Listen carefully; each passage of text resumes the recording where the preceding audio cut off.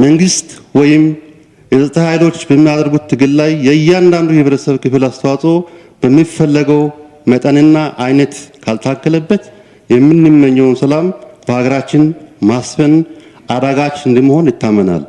ስለሆነም መላው የኢትዮጵያ ህዝብ እና የተከበረው ምክር ቤት አባላትም በየቦታው የሚከሰቱ የጸጥታ ችግሮች ላለፉት 30 እና 40 ዓመታት በብሔር ብሔረሰቦች መካከል የተዘራው የክፉ ዘር ፍሬ መሆኑን በመገንዘብ በመንግስትና በጸጥታ አካላት ጎን በመቆም ሰላማችንን ማስጠበቅ አለብን ይላሉ። ቢሆንም የህዝብን ሰላምና ደህንነት ማስጠበቅ በዋናነት የመንግስት ኃላፊነት ነው። አሁን በአንዳንድ የሀገራችን አካባቢዎች በየቀኑ በግፍ ተጨፍጭፈው ህይወታቸውን የሚያጡ ንብረታቸውን የሚዘረፉ ከቀያቸው ያለ አግባብ የሚፈናቀሉ ጊዜያቸውን በስቃይና በእንግልት ውስጥ የሚያሳልፉ ዜጎቻችን ቁጥር ቀላል አይደለም።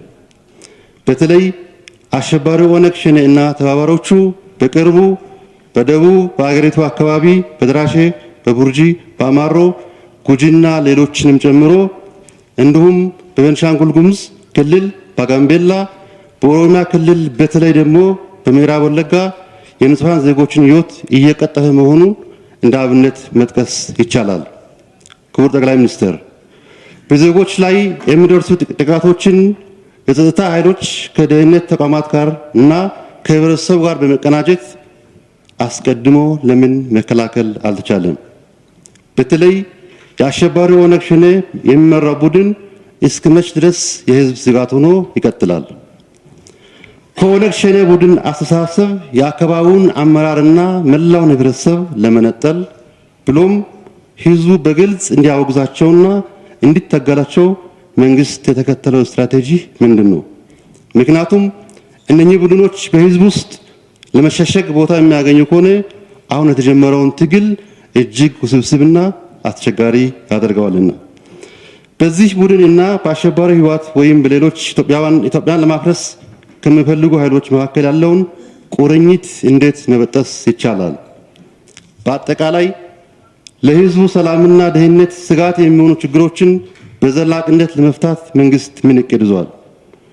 ከጦርነት ውጪ ያሉ አማራጮችን ከመጠቀም ረገድስ ምን ታስቧል? አመሰግናለሁ።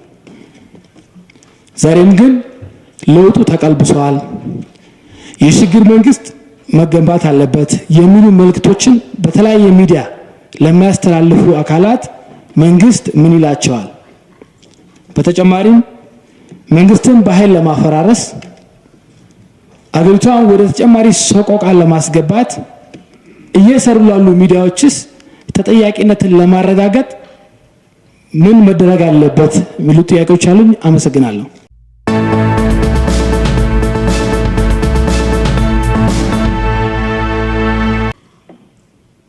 ሸኔ ይከሰናል። ሸኔ እነዚህ ሰዎች እንትን አይደሉም ብሎ ይከሰናል። ሌላው ሸኔም ይከሰናል።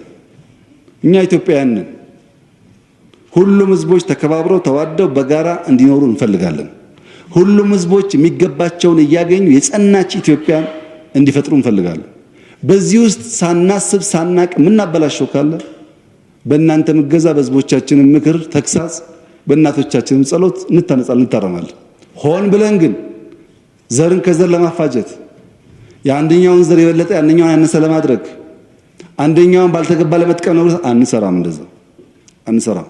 ስብናችንም አይደለም አንሰራም። ጽንፈኞች ሁለት መርዝ አላቸው። በየትኛውም ሰፈር ይደራጁ ጽንፈኞች ሁለት መርዝ አላቸው። አንደኛው ኮሌክቲቭ ናርሲዝም ነው። ኮሌክቲቭ ናርሲዝም ማለት የኔ ብቻ ጥሩ፣ የኔ ዘፈን ጥሩ፣ የኔ ባህል ጥሩ፣ የኔ ሐሳብ ጥሩ፣ የኔ ንግግር ጥሩ፣ ከኔ ውጭ ያለው አይረባም። የኔ መሬት ለም ነው፣ የኔ ሰፊ ነው፣ እኔ እንደዚህ ነኝ፣ የኔ የሚል የጽንፈኞች አንኳር እሳቤ ነው። ኮሌክቲቭ ነው። ለምሳሌ አንድ ጽንፈኛ ሰፈር አንድ መስጊድ ኖሮ ሌላ ቦታ አንድ መስጊድ ቢኖር አይ የኛ መስጊድ እኮ የተሰራው ሰኞ ነው ብሎ በዛ ይኩራራል። የሆነ ነገር ፈልጎ ይኩራራል፣ የራሱን ብልጫ ያስቀምጣል። ሁለተኛው ኮሌክቲቭ ሰልፍ ፒቲ ነው። በጣም የበዛ ለራስ ማዘን፣ ለራስ ስሱነት፣ የነገር ሁሉ ማዕከል ራስን አድርጎ ማየት። እኔም ኢትዮጵያዊ ነኝ፣ እኔም ዜጋ ነኝ፣ ዜጋ ላይ ያለው መከራ ይደርስብኛል፣ ዜጋ ላይ ያለው ደስታ ደግሞ እኔም እጋራዋለሁ የሚያስብ ሰው ጤነኛ ሰው ካልሆነ በስተቀር በተጋነነ ሰልፍ ፒቲ ውስጥ ያለ ሰው በጣም በከፍተኛ ደረጃ በጉዳት መንፈስ ስለሚኖር ለጥፋት ይነሳሳል። እነዚህ በግራ በቀኝ ያሉ የኔ ብቻ ጉዳት፣ የኔ ብቻ ጥቅም፣ የኔ ብቻ እንደዚህ፣ የኔ ብቻ ጀግና፣ የኔ ብቻ ታሪክ ያለኝ፣ የኔ ብቻ የሚሉ ኃይሎች በሙሉ ሄዶ ጥፋት ያመጣሉ። በጋራ እንደ ሀገር ያ ባህሪ እንዲኖር ማድረግ ያስፈልጋልና የትኛውም ኃይል በእንደዚህ አይነት ሲምፕተም ሲጎዳ ስናይ የጽንፈኝነት መርዝ የሚጠቀምበት ኃይል መሆኑን መገንዘብ ያስፈልጋል። ጽንፈኝነት ዓለምን አልጠቀመም፣ አፍሪካን አልጠቀመም፣ ኢትዮጵያን አይጠቅመንም። የሚጠቅመን ጽንፈኝነትን አስወግደን ዴሞክራሲያዊ ስርዓት አመተን በጋራ መጓዝ ነው። በዲሞክራሲና በልማት መካከል አንድ አስቸጋሪ ተቃርኖ አለ። አንዳንዶች ይመጡና እናንተ ኢትዮጵያ ያለመደችውን ዴሞክራሲ ባህላችን ዴሞክራሲ እሳቤ የለውም፣ ለሺህ ዓመታት ዘፈናችን፣ ተረታችን፣ ንግግራችን በሙሉ ማፈን ነው፣ ባህላችንና ተረቶቻችን የማይደግፉትን ዴሞክራሲ ለማምጣት ብላችሁ ነው የምታፋጁን፣ ጠንከር ብላችሁ ገርፋችሁ አስራችሁ እንደ መንግስት ሽተቱ ማለት ግረፉ ማለት ነው ሁኑ ይላሉ። ለነሱ ያለን መልስ ምክር ቤቱም እንዲገነዘብ እንፈልገው መግረፍ ማፈን ቀላል ነው።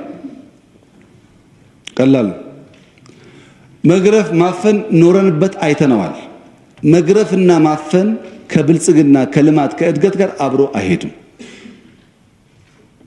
ክቡር አቶ ታገሰን ልክ ስናፍነው እሱ እኛ እስር ቤት ነው ያለው። ባለቤቱ፣ ልጆቹ፣ ወንድሞቹ፣ ቤተ ዘመዱ፣ ወዳጆች በሙሉ ደግሞ በያሉበት ህልናቸው ይታሰራል። በየቀኑ አንድ ሰው እያሰር 100 ሰው ደግሞ እያጎደልን አንድ ሰው እያሰር 100 ሰው እያጎደል ልማት ልናረጋግጥ አንችልም። እኛ ቅድም እንዳልኳችሁ ያለን የሰው ኃይል ነው፣ የተፈጥሮ ሀብት ነው። በተቻለ መጠን ሰው ደስተኛ ሆኖ ስራ የሚሰራበትን መንገድ ካልፈጠርን በስተቀር እድገት አናመጣም። በእድገትና በዲሞክራሲ መካከል ያለው ባላንስ በጣም አስቸጋሪ ነገር። ዲሞክራሲን ካላመጣንና ህዝቦች ወደው ፈቅደው ደስቷቸው ካልኖሩ ልማት አይመጣም። ኢኖቬተርስ አይፈጠሩ፣ የሚተጉ ሰዎች፣ ሰው ሳያያቸው የሚሰሩ ሰዎች አይፈጠሩ። አኩራፊ ይበዛል። አኩራፊ ከበዛና ልማት ከሌለ የሚያፍነው መንግስት 27 ኖረ 37 ዋጋ የለውም። የሚያስፈልገው ልማት ነው። ይሄን እንዴት አድርገን እናስታርቅ የሚለው ጉዳይ ፈተና መሆኑን መገንዘብ ያስፈልጋል። ይሄን ባላንስ ለማድረግ ነው አንዳንዴ እያሰርን፣ አንዳንዴ እየፈታን፣ አንዳንዴ እየተቆጣን፣ አንዳንዴ እየለመን ምን ሄደው ይሄንን ባላንስ ለማስጠበቅ መሆኑን ግንዛቤ ይወሰድ። ሌላው ሰልፍ ተከለከለ ለተባለው እንግዲህ ጠያቂው ሲያነሱ ሰላማዊ ሰልፍ ነበር ያሉት። ጥያቄ ውስጥ ደግሞ ሲገቡ ሰው ተገደለ አሉ። ሰላማዊ ሰልፍ ማለት መንግስትን ለአንድ ሰዓት ለ30 ደቂቃ እዚች ቦታ ላይ ቁጭ ብዬ ድምጼን አሰምቼ ሄዳለሁ ማለት ነው። ካስተማሩን ሀገራት ያየነው እሱን ነው።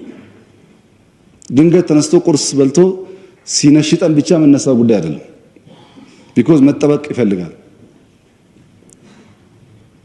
ሰላማዊ ሰልፍ እንኳን ንጹሃን ዜጎች በግፍ ተገድሎ ሰው ተቆጥቶ ለምን ዜጎች ተገደሉ ማለት ቀርቶ ከዛ ላነሰ ኮዝም ሰው ይቆጣል፣ ይናገራል። በትናንሽ ጉዳይ ይሄ የማይገባ ጥያቄ ስለሆነ አይደለም፣ የማያስቆጣ ጉዳይ ስለሆነ አይደለም። ብዙዎች እኮ በጓራ ከተንሰክስቀው አልቅሰዋል። እንኳን ሰልፍ ያናድዳል፣ ያስቆጣል፣ ሰልፍ ያስመኛል።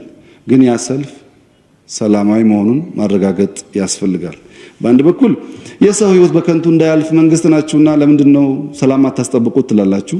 በሌላ መንገድ ደግሞ ሰልፎች፣ መሰባሰቦች ተቀላቅለው ገብተው የሰዎችን ህይወት የሚያጠፉ ለማጥፋት ፍላጎት ያላቸው ኃይሎች እንዳሉ ተገንዝበን ለመከላከል ስንሞክር ደግሞ በእጃት ነው። አዲስ አበባ ላይ ብዙ ፍላጎት አለ። አሁን ሰው እንኳን ሰልፍ በሆነ መንገድ ሰብሰብ ብሎ የሆነ ነገር የማድረግ ፍላጎት አለ እና ዜጎቻችን ለመታደግ የምናደርገው መሆኑን መገንዘብ ያስፈልጋል። ብሔርን ከብሔር እምነትን ከእምነት ለማፋጀት በቂ ሰራን ብሎ ስለማያስቡ የሚፈልጉ ኃይሎች አሉ። በነገራችን ላይ የጥፋት ኃይሎች ሰዎች ገለው የዓለም ሚዲያ ሲናገርላቸው የሚያስታጥቋቸውና ፋይናንስ የሚያግዟቸው ኃይሎች በርቱ አሁንስ ጎብዛቸዋል ብር ይላክላቸዋል ይላሉ። እኛ በለፈለፍን ቁጥር እነሱ ብር ያገኙ፣ እኛ በለፈለፍን ቁጥር እነሱ መሳሪያ ያገኙ፣ ስልጣና ያገኙ፣ የበለጠ እየበዙ ይጠነቀው ይላሉ። እኛ ስራችን እየሰራን ምንናገረውን ነገር ሊሚት ካደረግን ምስክር እየሆናቸው ነው። መንግስት ሲያለቅስ ቀላቢዎቻቸው ያስ አሁን ስራችሁን ሰርታችኋል እያሏቸው ማለት ነው። ይሄን ነገር የተከበረው ምክር ቤት በውል ቢገነዘብ ጥሩ ይሆናል። አጠቃላይ ዓላማቸው መጀመሪያ መግደል፣ ማቃቃር፣ ማሰለፍ፣ መግደል፣ ማቃቃር፣ መበተን፣ ገብቶ ኢትዮጵያ ማፈራረስ ነው። አንደኛው ብዙ አድነን ሾልኮ መግደል ተሳካላቸው።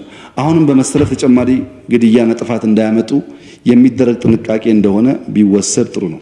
ግን ለተከበረው ምክር ቤት ለኢትዮጵያ ሕዝብ ግድ የለም ሰኔና ሐምሌ ብዙ ሰልፎች ስላሉብን እነሱን ሰልፎችን ጨርስና መስከረምና ጥቅምት አስፈላጊ ከሆነ እኛ እንሰለፋለን። ብዙ ጠላቶቻችን የሚሰለፉበት ጊዜ ለምን እንቀላቀላለን? አሁን ብዙ ሺህ ሰልፍ ነው እኛ ላይ ያለው። እነሱ ይጨርሱና በእኛ ጊዜና በእኛ ሁኔታ እኛ እንሰለፍ እንጂ እነሱን አግዘን አብረን እነሱን እናስታክስ ወሲኛን እንጠብቅ። እዚህ የሚሰለፈውን ስንጠብቁ ሾልኮ ደግሞ ገብቶ ይገላል። እዚህ የሚሰለፈውን ጥበቃ ይፈልጋል። ትንሽ ማስተዋል ቢኖር ጥሩ ነው። ለጠላት ተገማች አንሁን።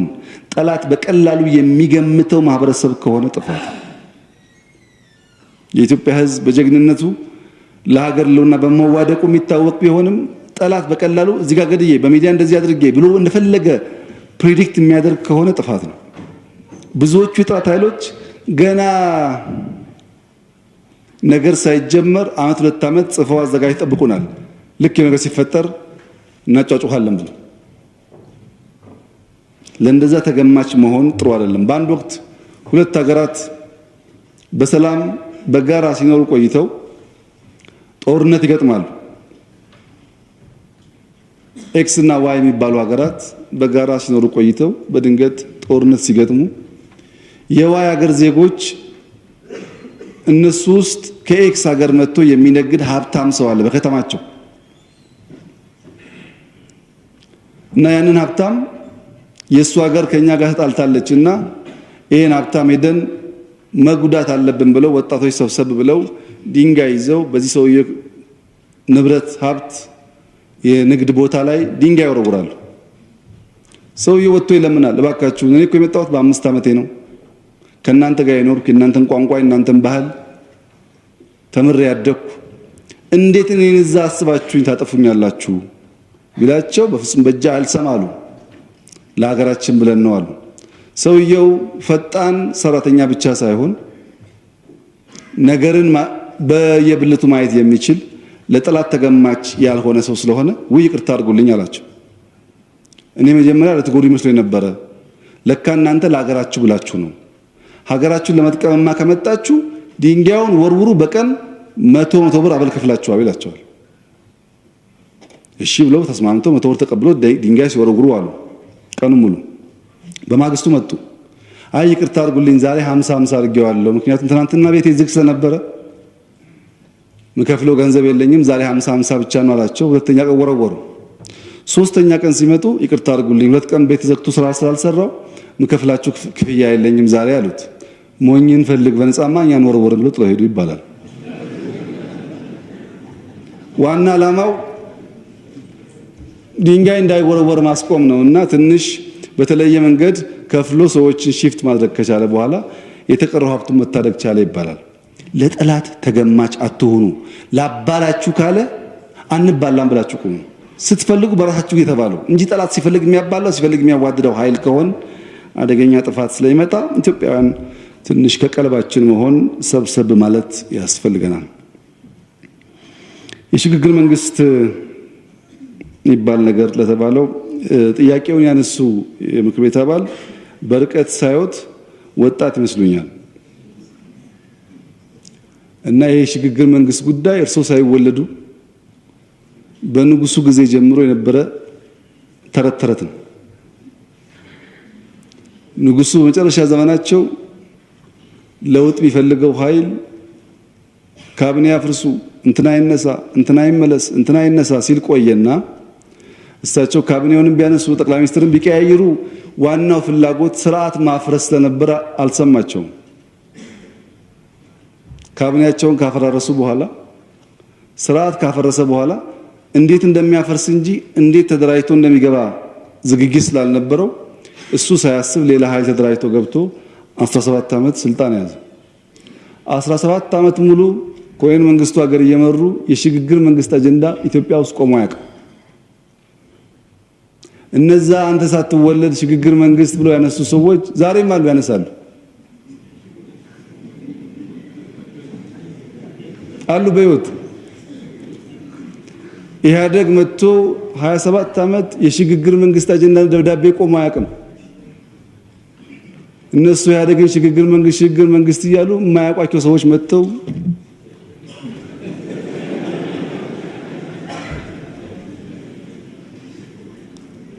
እና አሁንም ሽግግር መንግስት የሚሉ ሰዎች ካሉ የተከበረው ምክር ቤት ሊፈቅድላቸው ይገባል። ይሄን ነገር እነሱ ሽግግር መንግስት ይበሉ፣ እኛ ደግሞ ሀገር እናጽና። በንጉሱም አልቻሉም፣ በደርግም አልቻሉም፣ በኢህአደግ አልቻሉም፣ በእኛም አይችሉም። የማይችሉት ለምንድን ነው? ስርዓት ማፍረስ ያለው አደጋ አልገባቸውም።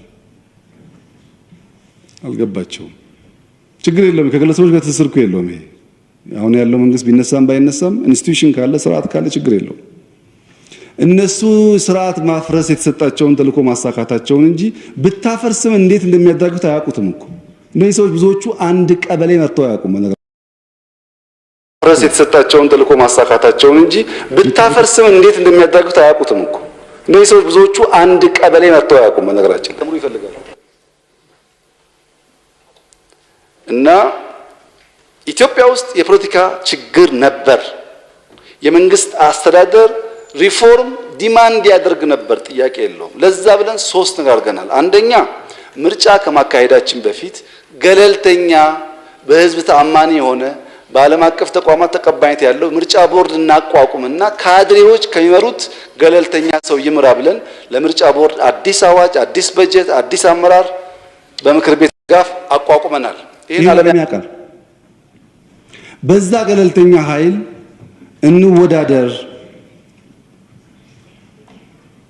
ብለን ጥያቄ ስናቀርብ አይ በፍጹም አሁንማ ኮሮና ነው፣ ውድድር የሚባል አያስፈልግም፣ እንዴት በዚህ ጊዜ ምርጫ ይካሄዳል የሚል ከፍተኛ ድምፅ ተሰማ።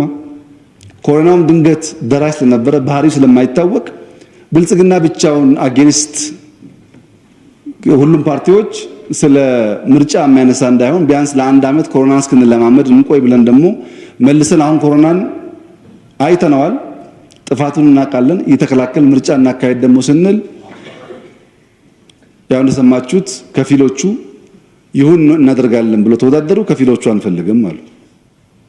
የባለፈው ምርጫ እናንተ ያለፋችሁበት ምርጫ በኢትዮጵያ ታሪክ ውስጥ በዲሞክራሲያዊነቱ እስካሁን ከነበሩ ምርጫዎች የተሻለ መሆኑ ጥያቄ የለውም። ኢትዮጵያ ሕዝብ ዓለም ያውቃል። ይሄን እንከን ይኖርበታል። ዲሞክራሲ አዳጊ ስለሆነ በሚቀጥለው ምርጫ ደግሞ የተሻለ ነገር እንደሚደረግ ተስፋ እናደርጋለን። የባለፈው ግን ከስካሁኑ ምርጫዎች ይሻላል። ያም በሚሻል ዲሞክራሲያዊ ምርጫ ሰው እስከ ሚድናይት በመረጠበት ምርጫ ብልጽግና ይሄንን ምክር ቤት መቆጣጠር የሚያስችል ድምፅ እና መንግስት መመስረት የሚያስችል ድምፅ አግኝቷል። በየትኛውም ዓለም እንደምታውቁት በህዝብ ተመርጦ መንግስት የሆነ ኃይል ሌላ ሰው አያስጠጋም። እኛ ግን ግድ የለም ሽግግር መንግስት የሚባለው ስርዓት አፍራሽ ቢሆንም ግራጁዋሊ ስርዓት በሚገነባ መንገድ በጋራ መስራት እንቻል ብለን የተሸነፉ ፖለቲካ ፓርቲዎች 3 የካቢኔ አባላት አሉ። ልምምድ ነው። 5፣ 6፣ 8 ቢሆን አብረን ልንሰራ እንችላለን አንችልም የሚለውን ለመለማመድ ማለት ነው። እዛ ብቻ አይደለም። እናንተ ምክር ቤት ውስጥ በዚህ ምክር ቤት ውስጥ ትልቁ ቁልፍ ስልጣን አስተባባሪ ኮሚቴ ነው። አጀንዳ ፊክስ የሚያደርግ በብዙ ጉዳዮች የሚወያይ እና ምክር ቤቱን አካሄድ የሚወስን አስተባባሪ ኮሚቴ ነው፣ በአፈ ጉባኤ የሚመራ። አስተባባሪ ኮሚቴ ውስጥ የሚፎካከሩ ፓርቲ አባላት እዚህ ቢኖሩ ማስገባት ግዴታ የለብንም። እኛ አብላጫ ድምፅ ነው ያለን። ምክር ቤቱን በእኛ መንገድ ማስተዳደር ህጋዊ መብታችን ነው። ግን አላለምኛ ይግቡና አብረን እንስራ እንለማመድ ብለን ከሚፎካከሩ ፓርቲዎች አስተዋሪ ኮሚቴ ያደረግነው ዋናው ዓላማ ግዴታ ስላለብን ሳይሆን አኮሞዴቲቭ መሆን ስላለብን። እዚህ ምክር ቤት ውስጥ ሌላው ትልቁ ስልጣን ቋሚ ኮሚቴ ማስተባበር ነው። የብልጽግና አብላጫ ድምጽ ያላቸው ሰዎች የቋሚ ኮሚቴ ሰብሳቢ መሆን ሙሉ መብት አላችሁ። ብልጽግና እንደ ፓርቲ ሙሉ መብት አለው፣ ግዴታ የለበትም። ከሚፎካከሩ ሰዎች ያስገባ ነው እንለማመድ። አብረን መስራት፣ መነጋገር፣ አብረን ማቀድ ይጠቅማል። ነገ እነሱን ቁጥር እየበዛ ሲሄድ የተሻለ ልምምድ እናገኛለን። ስርዓት ከማፍረስ አብሮ መሆን ይሻላል በሚል ነው። ሶስተኛው ይህንን ካደረግን በኋላ አሁንም ያልተፈቱ የፖለቲካ ጉዳዮች ስላሉ ገለልተኛ የምክክር ኮሚሽን ተቋቁሞ አሳታፊ አካታች የሆነ ሀገራዊ ምክክር ይደረግ ብለናል። ይሄ ምክክር ህገ መንግስቱን ጨምሮ በተለያዩ ጉዳዮች ላይ የሚያነሳቸውን ኢሹዎች ዴሞክራሲያዊ በሆነ መንገድ ህዝብ አወያይቶ ያምጣ ብለናል። እነዚህ ሁሉ ጉዳዮች ያንን ጥያቄ በተገቢው መንገድ ለመመለስ ካለን ፍላጎት ጋር የሚያያዝ ነው። ይህ ሳያረካቸው ቀርቶ አሁንም የሽግግር መንግስት የሚሉ ሰዎች ደግሞ ካሉ አንደኛ ሊፈቀድላቸው ይገባል። ምክንያቱም በንጉሱም ጊዜ ብለዋል፣ ሽግግር ውስጥ ሊገቡ አልቻሉም። በኢህአዴግም ብለዋል፣ አልቻሉም። በእኛም ብለዋል፣ እንዲሁ እንዳሉ እነሱ ይሄዳሉ፣ እኛ እንቀጥላለን ማለት ነው። ምክር ቤት ማወቅ ያለበት ግን 4 ዓመት አላችሁ። ማንም ኃይል በህዝብ ድምጽ በዲሞክራሲያዊ መንገድ የመጣውን መንግስት በኃይልና በወረቀት በዘፈን ጋጋታ ሊያፈርሰው አይችልም። አቅም የለውም። አይችልም። እኛ ግን 4 ዓመት ብቻ ነው ጊዜ ያለን ብለን እማንተኛ እንሁን። ጊዜ አለን ብለን እንዳንዘናጋ። ብዙ ጥያቄ ያለበት ሀገር ነው እየመራ ያለ ነው። በኋላ እንዳይቆጨን የሚያስችል ስራ ለመስራት ጥረት እናድርግ። ከዛ ከ4 ዓመት በኋላ ፍርድ ሰጪው ህዝብ ነው። ካልሰራን ያባረናል፣ ተቀብለን ነው። ህዝብ ካልመረጠን አናጭበረብረም፣ እንወጣለን። ህዝብ እንዲመርጠን ከፈለግን ደግሞ ተግተን መስራት ይኖርብናል። ከሰራን ህዝብ የሚፈልገው ስራ ስለሆነ በዚሁ አግባብ ማየት ጠቃሚ ነው። ብዙ ጆሮ መስጠትም አስፈላጊ አይደለም። ድርድር በሚመለከት ገዢው ፓርቲ ድርድር ወስኗል ለተባለው መጀመሪያ የኢትዮጵያ ህዝብ እና መንግስት በሙሉ ድምጽ ሁሉ ጊዜ ቅድሚያ ለሰላም ይሰጣል። ሁሉ ጊዜ ለሰላምም ለጦርነትም የምንወስነው በብሔራዊ ጥቅማችን ጉዳይ ነው። የኢትዮጵያ አንድነት፣ የኢትዮጵያ ጥቅም በሰላም መንገድ ማስጠበቅ ሲሳለን ህይወት ዋጋ መስዋዕትነት እንከፍላለን። ከዛ በመለስ ተስፋ አለን ካሰብን ደግሞ ሁሌም ለሰላም በራችን ክፍት ነው። ምን ክፉ ተናገረ ብልጽግና መንግስት? እንደራደርና ሰላም እናምጣ ነው ያለው እኮ። ሰው ልግደል አላለም። እንዴት ሰላምን የምንጠላ እንሆናለን?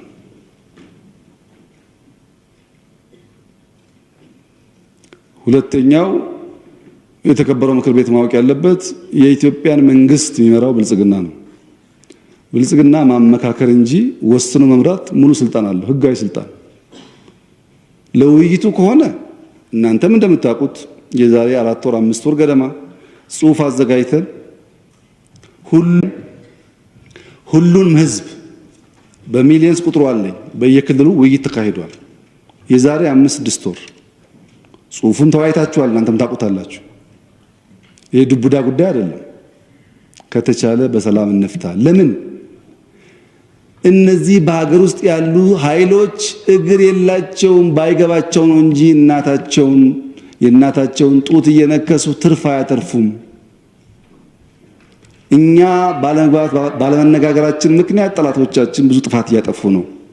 ሶርሱን ለማድረቅ መነጋገር እድል ካለ እድል እንፍጠር ነው። ንግግሩ ይሳካል አይሳካም ሂደት ይወስነዋል። ለንግግር ክፍት መሆን ግን ምንም ችግር አይታየኝም።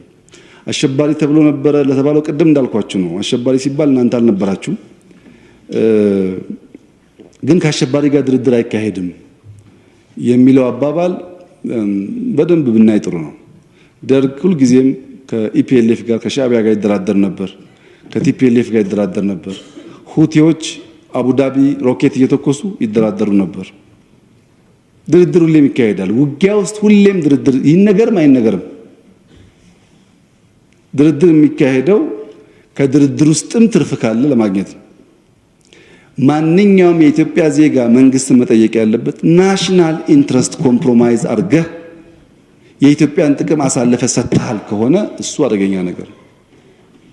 በንግግር የሚፈታ ነገር ካለ ግን ከፈት ብሎ ማየት ጉዳት የለውም። በአንድ በኩል ተፈናቀል፣ ችግር አለ፣ ሰው ሞተ እያል በሌላ በኩል ደግሞ በሰላም በድርድር አንዳንዱ ነገር እንቀንስ ስንል ካልፈቀዳችሁ እንዴት እንፈተዋለን ታዲያ?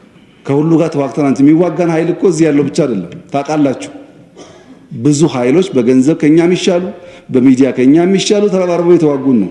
ከሁሉም ጋር ውጊያ ጥፋት ስለሆነ በሰላም መለስ የሚል ኃይል ካለ እድል መስጠት መጥፎ አይደለም። ትምህርት በሚመለከት ዲጂታላይዝ ማድረግ የተነሳው ሐሳብ ትክክል ነው። ያው ትምህርት ትውልድን ለመቅረጽ የሚያስፈልግ መሳሪያ ነው። ፈተና ግን መመዘኛ ነው። ሰውየው የተማረውን ትምህርት በምን ደረጃ አውቆታ አላወቀውም ነው እንጂ ፈተና አጭበርብሮ ቢያልፍም በ6 ወር በ8 ወር ይጋለጣል። ያልተማረ ያላወቀውን ነገር በዘላቂነት ሊያጸናው አይችልም። ብዙ ልጆች ከሃይ ስኩል ሰርቀው ኮሌጅ ይገባሉ። በ6 ወር ፈርስት ሴሚስተር ላይ ይባረራሉ። ምናልባት 2-3 ዓመት መቆየትም ከቻሉ መጨረሻ ላይ መመረቅ ይቸገራሉ። ፈተናን በዚህ አይነት አይቶ ግብረ ገብነት ላይ ስራ ያስፈልጋል። በጣም የኛ ሰው ፈተናን ሰርቆ ማለፍን እንደ ጥሩ ነገር እያየ ስለሆነ ኦቶሜት እናድርግ ብለን ስራ ጀምረን ነበር። ከቻይና መንግስት ጋር ነበር የምንሰራው። ሙሉ በሙሉ ኦቶሜት አድርጎ ለመፈተን ሶፍትዌሮች ሰርተው አልቀዋል። ግን እንደምታውቁት እኛ የምናስፈትነው በጣም ከፍተኛ ቁጥር ያለው ተማሪ ስለሆነ ብዙ ኮምፒውተር ይፈልጋል። ያን የሚያመርተው ተቋም በኮሮና ምክንያት ምርቱን ላመርት አልችልም ብሎ ላለፉት ዓመት ተኩል አቆይቶናል። አሁንም የተነጋገርን ነው።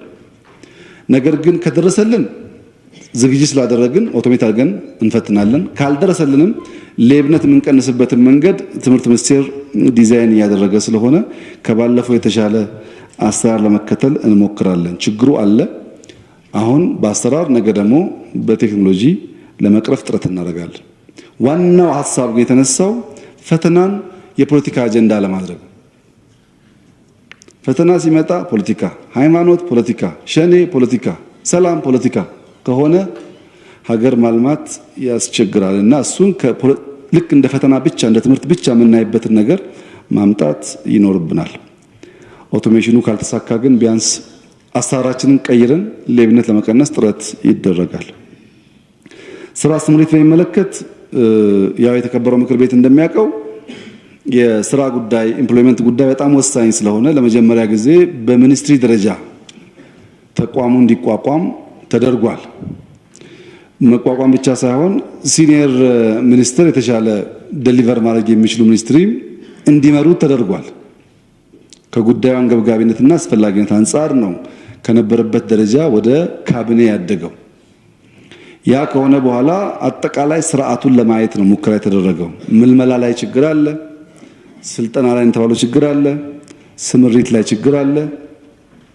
ይሄንን አጠቃላይ አሰራር ካጠኑ በኋላ ወደ 28 የሚጠጋ ፕሮሰስ ነበር ከምልመላ እስከ ስምሪት። በሰሩት ሪፎርም ከ28 ወደ 14 በግማሽ ቀንሰዋል። አሁን ባለው ሁኔታ ለምሳሌ ዘንድሮ አምና ያቀረብኩት የኢምፕሎይመንት ሪፖርት እና ዘንድሮ ይለያያል። አምና ጊዜያዊና ቋሚ የሚል ነበር። ዘንድሮ ቋሚ ብቻ ነው ሪፖርት የቀረበው። ከ2 ሚሊዮን በላይ ስራ አጥነት ስራ እንዲያገኝ የተደረገው ቋሚ ብቻ ነው። ጊዜው አልጨመርንም። ያ ቁጥር ስለሚለያይ ማለት ነው። ከቋሚውም ቢሆን ሙሉ ዳታ አልተወሰደም። 15% ተቀንሷል። ይሄ ነገር ዳታ ላይ ያለብንን ችግር ለመፍታት አንደኛ ሴንተር ተዘጋጅቷል። ሁለተኛ በከፍተኛ ደረጃ የኦቶሜሽን ዴቨሎፕመንት ተጀምሯል። ሶፍትዌር አንድ ሰው በስልኩ በኮምፒውተሩ ስራ ሲለቅ ማወቅ እንድንችል ጥረት እየተደረገ ነው። በሚቀጥለው ዓመት ገደማ ይገባደዳል ተብሎ ይጠበቃል።